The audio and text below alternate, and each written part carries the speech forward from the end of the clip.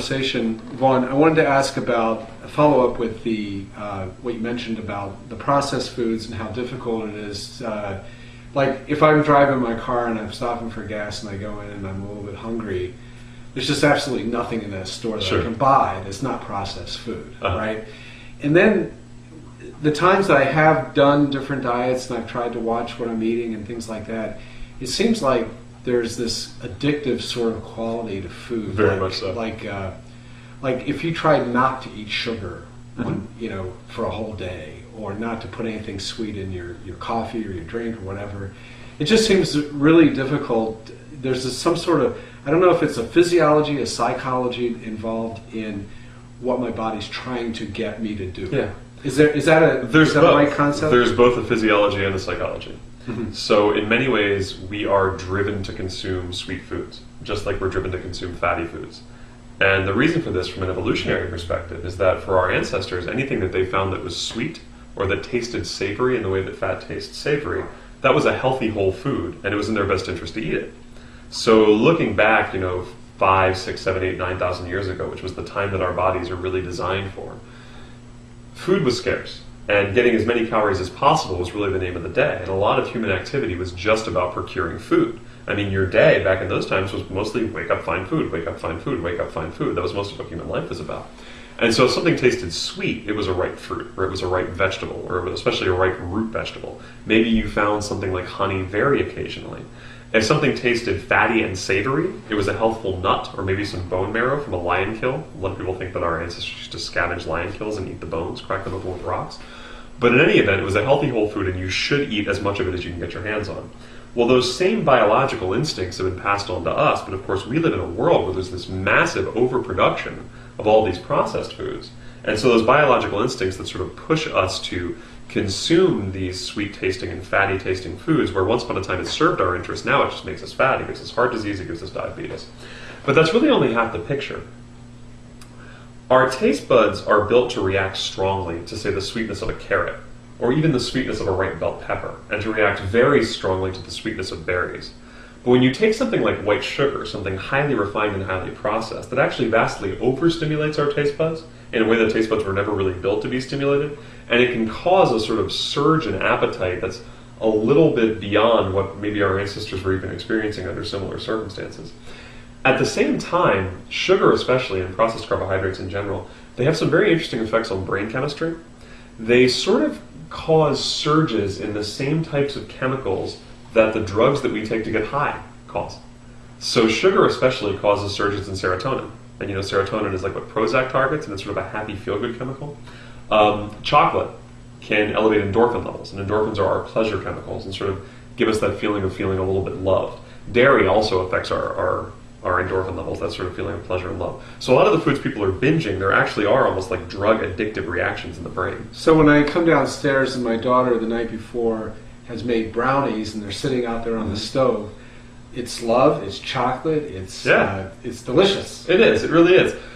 Now the critical thing is, how do you nip this stuff in the bud? Well, one is to get that the more of this stuff you eat, it tends to be the case that you just want more and more and more. Most people sort of have a hollow leg for quote-unquote junk foods. And it's because they do sort of trigger these biological mechanisms of consuming and consuming and consuming.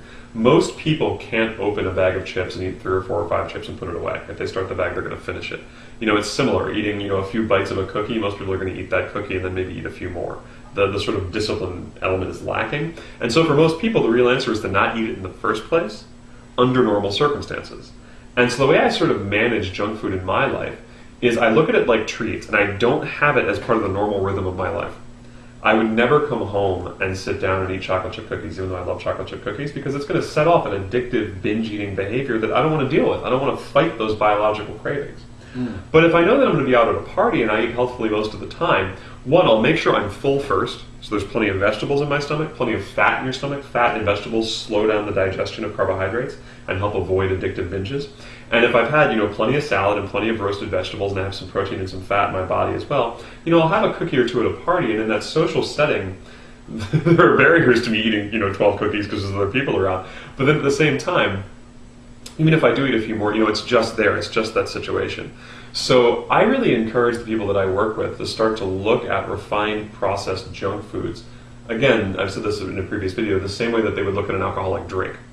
And what I mean by that is, it's funny, we have this word drink, and we use that for a very broad class of things. So we'll talk about water as a drink, and we'll talk about Scotch rocks as a drink. But we have a distinction in our minds between hydration on the one hand and something that we consume socially on the other hand. So you would never say, I'm thirsty, I'm going to have Scotch. It would never even occur to you. But people do think, I'm hungry, I'm going to have potato chips. Or I'm hungry, I'm going to have fast food. Or I'm hungry, I'm going to have a Snickers bar. Well, that stuff, it's food. It's in this broad category of food, but it's not nutrition. It's not nourishment. And so if you will eliminate that stuff from even the category of food, don't put it in the category of food. Have it over there with, beer and wine. Even more so, maybe like with mixed drinks, vodka, things like that. You can have it every once in a while in moderation, and that's just fine. And also, interestingly, much like vodka, some people have real problems with junk food, and they really can't have it at all. As soon as they have it, it sets off binges. And you have to sort of know yourself. If you're someone who has real trouble with moderation, it may be easier to just cut that stuff out of your life. Right, so instead of detoxing your body, just detox your fridge first. Yeah, detox your fridge, detox your closet. Right. And then for many people, the idea, I can never have chocolate cake, I can never have ice cream, it's very psychologically threatening, and I don't think it's necessary. Most people don't need those extreme measures.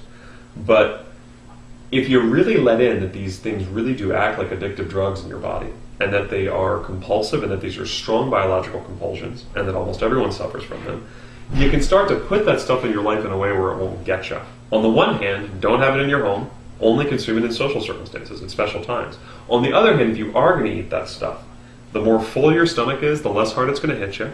And what your stomach really has to be full of is fiber, protein, and fat, which means vegetables, meat or fish or beans for protein, maybe nuts, and healthy fats like olive oil, maybe even some butter, some saturated fats. And if your system is very full of those foods, it's a lot easier to sort of not overeat the processed stuff.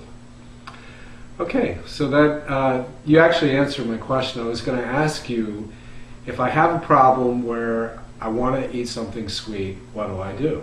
Well, you just answered it. Yeah, and it's also really great to have in your life sort of healthy go-to foods. For me, I really like to make my own organic popcorn.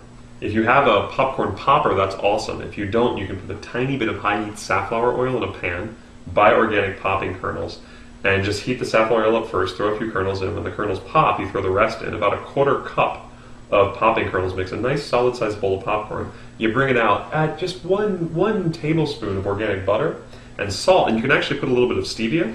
Cal Stevia is the only good tasting brand, K-A-L Stevia. And it actually tastes like kettle corn. It's a really, really yummy treat. Nice. Yeah, it's a wonderful one. I also like to make almond milk smoothies. So berries and almond milk, and you can actually add a tiny bit of heavy whipping cream to give it an organic heavy whipping cream to give it a very frothy feel. A little bit of Cal Stevia to that. That's very, very tasty. Fruits are great. Berries are great. Papaya is a wonderfully satisfying, very sweet, and extremely healthful fruit. So it's wonderful to have these foods in your life because they sort of take care of that psychological need for something that feels a little bit indulgent without really taxing and stressing your body. Well, good.